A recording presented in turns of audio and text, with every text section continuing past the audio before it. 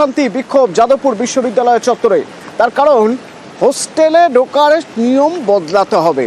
রাত 10টার পরে হোস্টেলে ঢোকার অনুমতি দিতে হবে। সেই অনুমতি না দেওয়া পর্যন্ত উপাচার্যকে ঘেরাও করে রাখা হয়েছে।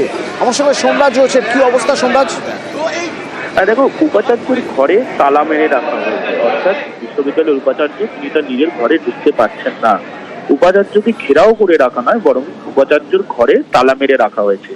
কি কারণে তালা মেরে রাখা হয়েছে তুমি জানো? যে গত বছর যাদবপুর বিশ্ববিদ্যালয়ের প্রথম বর্ষের পড়ুয়ার হোস্টেলে মৃত্যুর ঘটনা, এবং সেই ঘটনার পর বিশ্ববিদ্যালয়ের হোস্টেলের নিয়মে বেশ কিছু বদল আনে। তার মধ্যে অন্যতম গুরুত্বপূর্ণ বদল যে যারা দ্বিতীয় বর্ষের ছাত্র বা তৃতীয় বর্ষের ছাত্র তারা প্রথম বর্ষের যেখানে ছাত্ররা থাকবেন সেখানে ঢুকতে পারবেন না সহ একাধিক নিয়ম রীতি আনা হয়।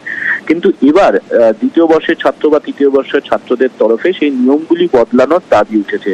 এবং শুধু তাই নয়, রাত 10টার পরে হোস্টেলে বোর্ডারদের সঙ্গে বহিরাগতদের ঢুকতে দিতে হবে, এই সংক্রান্ত একাধিক দাবি রয়েছে বিশ্ববিদ্যালয়ের হোস্টেলের একাংশ পড়ুয়াদের। আর সেই দাবি নিয়েই বিশ্ববিদ্যালয়ের হোস্টেলের একাংশের পড়ুয়ারা তারা এই বিক্ষোভে সামিল হয়েছেন। যদিও উপাচার্য ভাস্কর গুপ্ত তিনি এই দাবির সঙ্গে একমত নন। তার তরফে স্পষ্ট বলা হয়েছে সেক্ষেত্রে উপাচার্যের ঘরে তালা দেওয়া রয়েছে সোমরাজ। উপাচার্য কোনো মতেই এই দাবি মানতে রাজি নন। তাহলে কতদিন ধরে চলবে এরকম ভাবে উপাচার্যের ঘরে তালা ঝুলিয়ে রেখে বিক্ষোভ?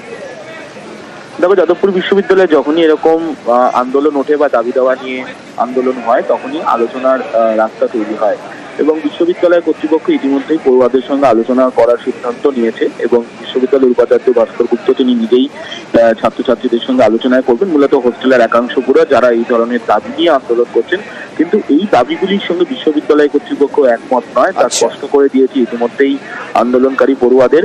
তবে যারা যে সমস্ত হোস্টেলের পড়ুয়ারা তারা এই দাবি নিয়ে আন্দোলন করছেন তাদের সঙ্গে কর্তৃপক্ষ আলোচনায় বসবে। ধন্যবাদ।